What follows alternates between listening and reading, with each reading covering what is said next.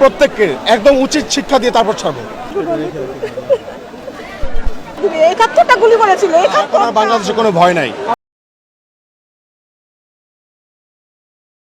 আপনার সন্তান মারা গেছে, আপনি এটা বলবেন, আপনার কোনো ভয় নাই। মুখ খুলে বলবেন। মইদুর রনিও কিন্তু কাছে। মমতা আইডিয়াল কলেজে পড়তো, কেবল ছেলে মাস্টার পরীক্ষা দিবে। একাত্তরটা গুলি করেছিল, একাত্তরটা 18 তারিখে।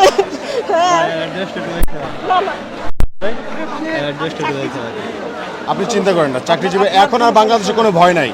আপনার সন্তান মারা গেছে, আপনি এটা বলবেন, আপনার কোনো ভয় নাই। মুখ খুলে বলবেন। আমরা কাউকে ছাড় দেবো না ইনশাল্লাহ। আমরা প্রত্যেককে একদম উচিত শিক্ষা দিয়ে তারপর ছাড়বো। কারা কারা শেখ হাসিনা দালালি করছে আমরা সবাইকে দেখে যাবো, আপনি চিন্তা করেন না, আমরা আছি আপনাদের সাথে। আমরা আমার প্রত্যেকটা ভাইয়ের খুনের বদলা আমরা নিয়ে যাবো ইনশাল্লাহ।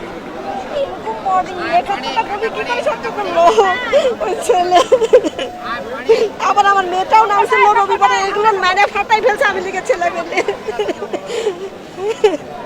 এর বিচার আমরা চাই, তোমাদের কাছে বাবা এর বিচার চাই। আমরা মা হয়ে, সব প্রতিটা সন্তানের মা হয়ে বলছি এর বিচার চাই। দোয়া করি বাবা, আল্লাহর কাছে তোমাদের হায়াত দান করুন, সুস্থ থাকুন। আপনাকে কাছে পেয়ে কিন্তু একটি মা দেখছেন তার সন্তানের বিচার চাচ্ছে, কেঁদে কেঁদে কিন্তু বলছিল। আসলে এটি শেষ কি হবে?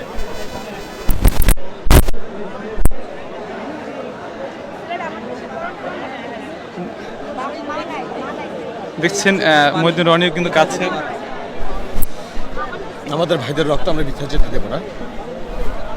যারা যারা শহীদ হয়েছেন তাদের বিচার আমরা করে ছাড়বো। এটুকু বলবো যে তাদের দায়িত্বগুলো নেন। আপনি কিন্তু বলেছিলেন যে শেখ হাসিনার বুক খালি হয়েছে দেখে সকল মায়ের বুক খালি করতে হবে কিনা, কিন্তু এখানে খালি হয়েছে শেখ হাসিনার বুক খালি হয়েছে কিভাবে? শেখ হাসিনার, হ্যাঁ, এটা তাদের প্রতি আমাদের সমবেদনা ছিল যে তার পরিবার হারিয়েছে তিনি, তো তার প্রতিশোধ নিতে সে বাংলাদেশের এতগুলো মানুষের, হাজার হাজার মানুষের খুন করলো। হ্যাঁ, এটা তো হতে পারে না। তো তার প্রতি যে আমাদের সমবেদনা ছিল, ব্যথা ছিল, সেটা কিন্তু আর রইল না।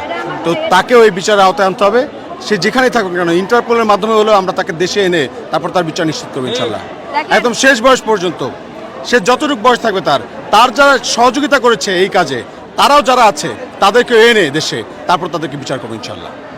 দেখেন 2007 সালে আমরা কয়েকদিন ধরে দেখছি আসলে শেখ হাসিনা পদত্যাগের পরে তার ছেলে কিন্তু বিভিন্ন সময় বিভিন্ন রকম বক্তব্য দিচ্ছেন, এবং গতকালকে কিন্তু তিনি বলছেন যে আসলে শেখ হাসিনা পদত্যাগ করেননি এবং পদত্যাগপত্র সিগনেচার করেন। সেই হিসেবে আপনারা আসলে কি বলবেন?